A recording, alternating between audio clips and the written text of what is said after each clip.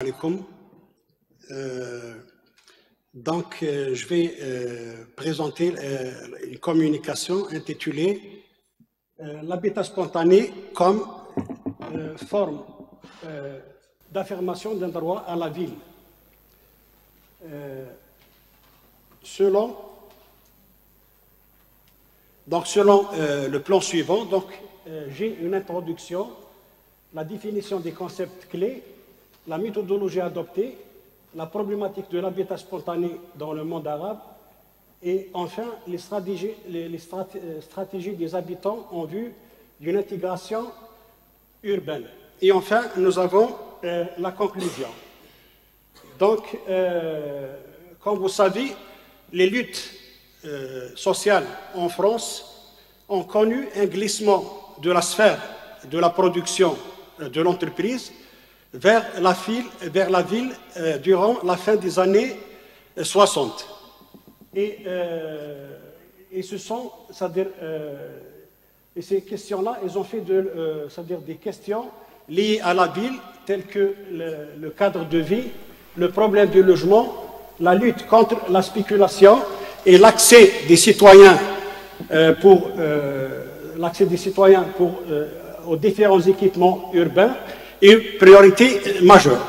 Cela a conduit un ensemble d'auteurs, que je cite notamment Henri Lefebvre, Manuel Castells et Jean Louchkine, d'imposer la notion du droit à la ville, ce qui a contribué énormément à intégrer les problèmes urbains dans la politique. L'habitat spontané dans les pays arabes en général et maghrébins en particulier est le reflet d'un droit à la ville. Pour des millions de citadins, et appelle donc à un droit à la citoyenneté, dans la mesure où celle-ci, dans un sens restreint, dépasse le stade de la participation politique pour inclure l'ensemble des avantages dont le citoyen peut jouir à l'intérieur d'une ville. Donc la notion de citoyenneté au départ qui était spécialement, c'est-à-dire avait une connotation purement politique, il a connu par la suite un glissement, c'est-à-dire pour inclure un ensemble, c'est-à-dire de droits à la ville d'une manière générale. C'est ce que nous allons examiner dans cette communication, c'est-à-dire en mettant en exergue d'abord les conditions de l'émergence de cet habitat spontané et en examinant aussi les modalités employées par ces habitants en vue d'une intégration urbaine. Je commence d'abord par la définition des concepts clés. Le premier concept, c'est la citoyenneté. Mohamed Nasrallah, qui est un géographe marocain, définit la citoyenneté comme un niveau de conscience plus élevé des problèmes de la cité, ainsi qu'un exercice des libertés fondamentales permettant de participer pleinement à la détermination de son destin à travers les institutions démocratique. La citoyenneté telle qu'elle est définie par Nasrallah, c'est les formes de mobilisation là, les formes, c'est-à-dire d'organisation, en vue, c'est-à-dire d'acquérir un ensemble, c'est-à-dire de droits au sein de la ville et qui dépassent les droits politiques. Quant à la citadinité, dans un sens large, la notion de citadinité renvoie aux manières de vivre et de se comporter dans la ville. Dans un sens plus restreint, elle renvoie à un ensemble de pratiques de représentation, d'interaction avec la ville et les autres citadins, à plusieurs échelles, l'habitat, le quartier et la médina. La citoyenneté, dans ce sens-là, elle renvoie, c'est-à-dire aux pratiques des citadins, des habitants de la ville, avec leur espace, notamment en ce qui concerne les usages, c'est-à-dire les différents usages qui se font, c'est-à-dire des différents espaces à l'échelle du logement, à l'échelle du quartier et à l'échelle de la ville. Dans les pays du monde arabe, la notion de citadin était réservée exclusivement aux anciennes familles habitant les Médinas, c'est-à-dire les anciennes Médinas, notamment les Médinas de Fès, d'Alger et de Tunis. À noter là, c'est-à-dire en Algérie, le citadin, on l'appelait le Hadri. En Tunisie, on l'appelait le Beldi. Et au Maroc, on l'appelait le Fassi. C'est-à-dire le Fassi, même quand il habite une Médina c'est-à-dire de Marrakech ou bien, c'est-à-dire de Rabat ou bien de Casa, c'est-à-dire on le considérait dans le temps comme un Fassi. Donc, et généralement, ces familles-là, ce sont des familles qui exercent des métiers qui étaient considérés comme nobles, notamment les métiers, c'est-à-dire de l'artisanat, du commerce et des études d'une manière générale. Mais à partir des années 90, cette notion de citoyenneté, notamment avec le développement, c'est-à-dire ce qu'on appelle des mouvements écologiques, et s'est étendue à l'ensemble, c'est-à-dire des droits à la ville. Et citoyenneté urbaine est devenue synonyme de citoyenneté politique. L'habitat spontané.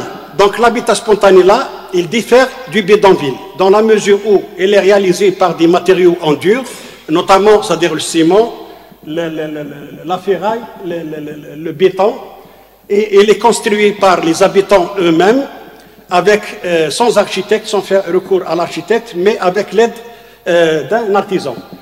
Bien entendu, cet habitat spontané-là diffère du bidonville qui sont dans la plupart du temps réalisés sur c'est-à-dire des terrains squattés et qui sont réalisés par des matériaux, c'est-à-dire de récupération, notamment tôle, zinc et autres matériaux de récupération. Dans certains cas, c'est que l'habitat spontané-là peut prendre la forme de construction somptueuse, avec c'est-à-dire plusieurs niveaux, dans lesquels on utilise, c'est-à-dire les matériaux de construction les plus luxueux, notamment concernant le carrelage, la peinture, etc. Donc, ce type de logement est l'apanage des classes moyennes exclues des circuits légaux de distribution de l'immobilier. Donc, ce sont les couches qui n'ont pas pu accéder à ce qu'on appelle aux sphères légales de distribution de l'immobilier, qui trouvent justement dans ce type d'habitat-là une solution à la crise du logement. La problématique de l'habitat spontané dans le monde arabe, donc le principe, ou bien si vous voulez, la problématique à partir de laquelle partent la plupart des études qui ont pour objet l'habitat spontané, et que cette forme d'urbanisation est le produit de la défaillance des mécanismes de la production, du logement et de la distribution du foncier. Donc, ils mettent tous ces thèses-là qui traitent de l'émergence de l'habitat spontané-là, ils mettent en exergue la crise endémique dont souffre la majorité des pays arabes. Et cette crise-là, comme vous le savez, elle est posée en termes de l'offre et de la demande en matière de logement. Donc, généralement, les quantités offertes annuellement, ou bien qui sont réalisées annuellement, elles sont très loin de répondre, c'est-à-dire aux besoins des populations demandant, c'est-à-dire du logement. Bien entendu, ceci est dû, cette crise-là résulte c'est-à-dire de facteurs complexes, que ce soit en matière de réalisation des logements et en matière aussi, c'est-à-dire du financement.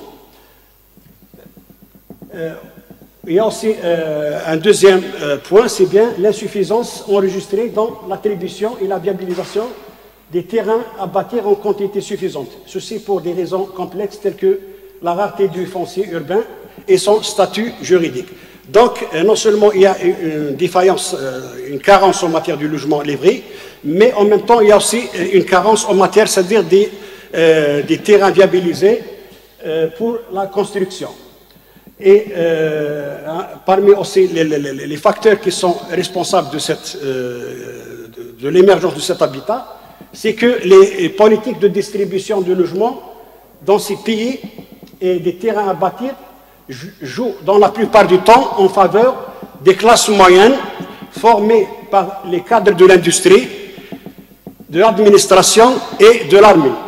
Ces couches ont des revenus stables, ils sont capables de mobiliser une épargne.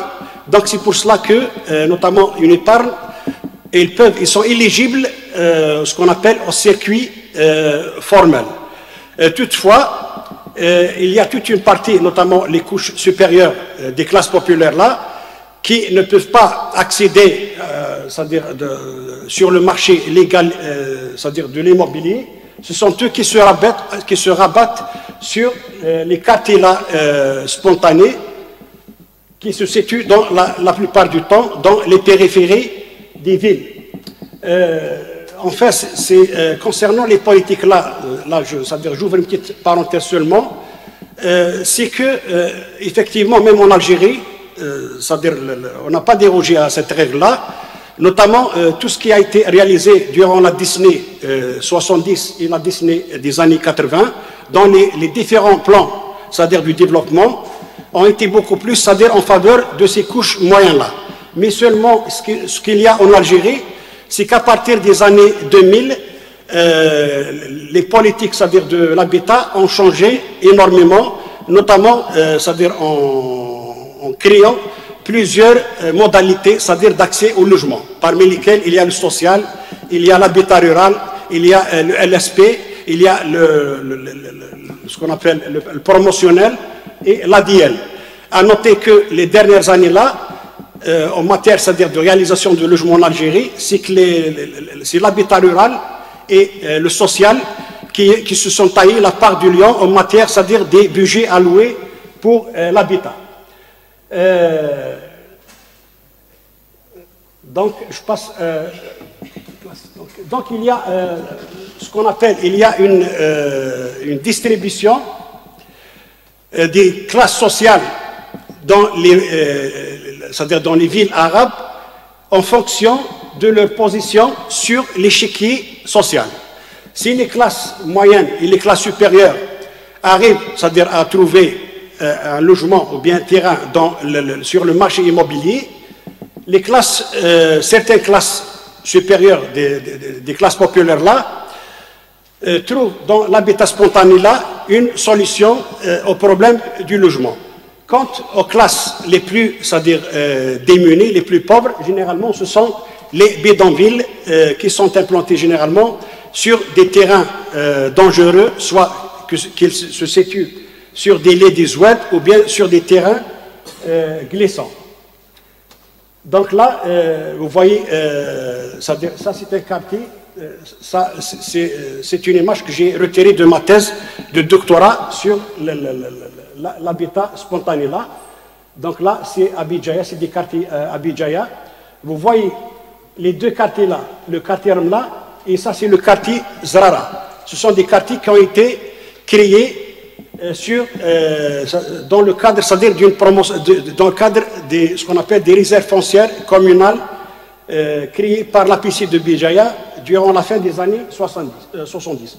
Quant, c'est-à-dire ces quartiers-là, nous avons Irilo Azog et Haddad de Noufoulala et le quartier de Tizela. Ça, ce sont des quartiers illicites, ou bien ce qu'on appelle des quartiers spontanés, qui ont été créés par des particuliers sur leur terrain. La méthodologie utilisée, nous avons c'est-à-dire nous avons exploité un ensemble d'enquêtes réalisées dans un cadre académique dans différents domaines du pays, du monde arabe, en particulier l'Algérie, le Maroc, la Tunisie et l'Égypte. Ces études ont utilisé des méthodologies à la fois, des fois quantitatives ou qualitatives. Parmi les études exploitées par ce travail, je cite entre autres ma thèse de doctorat intitulée « Les stratégies familiales dans la formation de la ville par le biais de l'habitat individuel, étude des quartiers périphériques de la ville de Bijaya ». Donc nous avons mené une étude quantitative comparative sur 6 quartiers, 2 lotissements réglementaires créés par la piscine de Bijaya dans le cadre des réserves foncières communales Zrara et Remla, et 4 lotissements créés par des particuliers d'une manière illicite. Donc nous avons Ihdaden Oufla, Ihdaden Bouada et Rilo Azzo Tizi. Au total, 400 questionnaires ont été passés dans ces quartiers-là. Voilà, donc là, c'est une carte qui montre la localisation des quartiers que nous avons ciblés dans notre étude. Outre mon étude là que je cite dans le cadre de mon doctorat, je cite également les études de Safar Zitoun Madani et Nora Smoud sur la ville d'Alger, Bénédicte Florin et Agnès Deboulay sur le Caire, Isabelle Bélé-Chikhaoui sur Tunis et Aziz Araki sur Casablanca. Donc, je passe au dernier point, les stratégies d'intégration urbaine déployées par les habitants. Donc là, nous allons identifier un ensemble de stratégies, ou bien, c'est-à-dire en vue d'acquérir un statut, c'est-à-dire de citoyen, ou bien un statut, c'est-à-dire de citadin. Donc, malgré la stigmatisation dont font les habitants de ces quartiers, notamment de la part des pouvoirs publics, de certains spécialistes, c'est-à-dire de l'urbanisme, et même, c'est-à-dire de certains académiciens qui les traitent, c'est-à-dire d'anarchistes, de désordonnés. Pourtant, ces habitants développent des compétences très avérées dans le domaine de la création de la ville. Ces compétences-là se concrétisent dans les points suivants. Premièrement, la solution trouvée à la question du logement en dehors, c'est-à-dire des sphères de la distribution du logement. Donc, qu'est-ce qu'elles font ces familles généralement? Ils fusionnent leurs moyens matériels et ils font des économies pour l'achat, c'est-à-dire d'un terrain, et l'édification, c'est-à-dire d'une bâtisse qu'on appelle communément villa. Le choix d'un modèle architectural spécifique. Donc le modèle a choisi généralement qui consiste en une habitation de plusieurs niveaux. Donc qu'on appelle, que certains qualifient de l'immeuble familial. Nora Smoudla qualifie ce genre, c'est-à-dire de construction de l'immeuble familial. C'est que cette forme d'habitation, pratiquement, c'est la plus adaptée au modèle familial, dans la mesure où elle forme, c'est-à-dire elle est formée de plusieurs appartements relativement, c'est-à-dire séparés, qui peut, c'est-à-dire héberger tous c'est-à-dire les membres de la famille, tout en étant, bien entendu, autonome. L'articulation de l'activité économique dans l'habitation, généralement les rez-de-chaussée sont toujours destinés pour une activité économique, ouverture de locaux au rez-de-chaussée, cette activité-là joue énormément dans le financement de l'achèvement, c'est-à-dire de la construction, et avec le temps, elle sert aussi, c'est-à-dire d'activité pour les jeunes de la famille. Au niveau des quartiers, donc les habitants là se mobilisent afin de doter les quartiers des infrastructures et équipements manquants, notamment la collecte d'ordures ménagères, la réalisation de réseaux d'assainissement, le pavage des routes. À noter là un fait très important, c'est que les solidarités là, ou bien les formes de mobilité là, elles sont beaucoup plus développées dans les quartiers et les sites que dans les quartiers licites, c'est-à-dire dans les quartiers créés dans le cadre de la promotion légale. En fait, le sentiment dont ce sont les habitants rejetés par les pouvoirs publics et la misère, c'est-à-dire les problèmes quotidiens dont ils souffrent quotidiennement, développent, c'est-à-dire des solidarités au sein, c'est-à-dire de ces populations. Bon, là, c'est des exemples, c'est-à-dire par exemple de comités populaires là, qui ont été créés en Égypte juste après la révolution de février 2011 et qui ont joué un très grand rôle dans la régulation de ces quartiers, notamment en matière d'assurance, c'est-à-dire de la sécurité, en matière, c'est-à-dire du maintien de l'ordre et en matière aussi de distribution de certains produits alimentaires, notamment les produits subventionnés par l'État, tels que le pain et le putagaz. C'est bon. C'est bon. Vous avez pris le temps. Enfin, donc l'essentiel, je passe à la conclusion. Donc, les luttes urbaines menées par les habitants des quartiers spontanés dans les villes arabes ont fini dans la plupart du temps à la reconnaissance de ces quartiers par les pouvoirs publics en les régularisant dans certains cas, ne serait-ce que les doter de différentes commodités comme l'électricité, eau, réseau d'assainissement. Ceci d'une part. D'autre part, ces luttes ont amené nombre de ces pays à revoir les politiques d'habitat en pensant à d'autres formules qui puissent intégrer l'ensemble des citoyens. Et je vous remercie. Merci beaucoup.